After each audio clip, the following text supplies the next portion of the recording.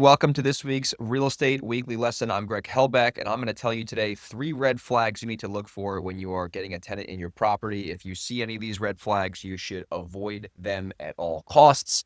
So if you're not familiar with me, I've been a full-time real estate investor now for over 10 years, and I've done a lot of real estate deals, probably at this point almost 350. I own almost a dozen rentals. So I got a lot of experience dealing with tenants. So if you get value from this, do me a favor and subscribe to the channel, like the videos, and share the show with someone else who you think would get value. It would mean a lot to me. So first red flag is not enough qualification and income. So unless you're renting to Section 8, that's obviously a different story. Whole nother video we can do on that. But if the tenant does not make at least 3 times the rent in terms of gross income, it's not going to be a good fit, because even if the tenant is making like 1.5 or 2 times the rent, if something happens in their situation where, they need money for something, or they got a flat tire, or, whatever the case might be, they're not going to have enough money to pay your rent. And then you're going to have to probably do an eviction, which is a lose-lose situation for you and the tenant.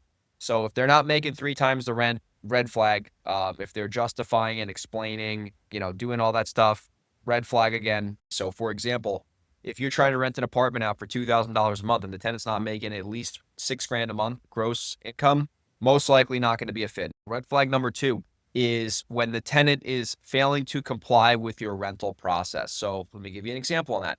Let's say that your process is you send the tenant a rental application through whatever property management software you're using, Rent Spree, Doorloop, Smart Move by TransUnion.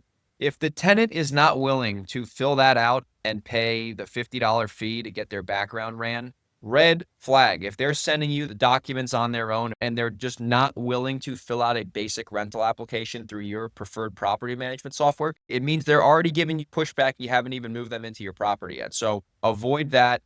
Third red flag with tenants: if they have open collections accounts that aren't medical bills, like consumer credit card stuff or random stuff that's not medical bills. Now, medical bills, you can make an exception. People fall onto hard times, and that's, I'm sympathetic with tenants. But if they have like open collections accounts on like department store cards, which means that they haven't paid that, now they're getting sent to collections, huge red flag. If they're not willing to pay that, they're not paying your rent, right? Especially if your rent's expensive. Huge no-no. So any sort of open collections accounts you see that's not medical debt, get out of there. Now, they could have debt. They could have some credit card debt. That's not the end of the world if their credit score is fine. But if they have open collection, that means a collections agency has gotten hired to collect pennies on the dollar from them. It means they don't pay their bills. So avoid that like the plague. Now, the bonus red flag, and I've talked about this in previous videos. If they have a low credit score and then they're justifying why you should rent to them, you shouldn't rent to them. And I'm going to tell you why.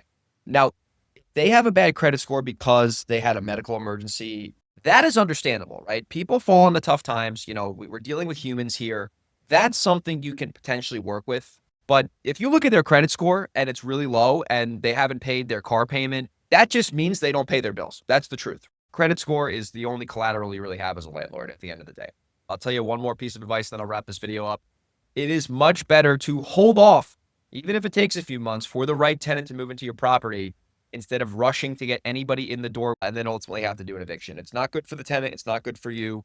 Stick around and wait a little bit longer than you need to get a good tenant in there, because trust me, you get a good tenant, they're going to pay the rent. It's going to be a win-win situation. They're going to take care of your property, and you'll be a happy landlord. So hopefully you got value from this. If you are in the Hudson Valley or Seattle or Delaware, you have a house you want to wholesale to me or wholesale with me, we're JVing a deal right now with someone. We're making a $70,000 assignment fee together, so $35,000 each. Win-win situation.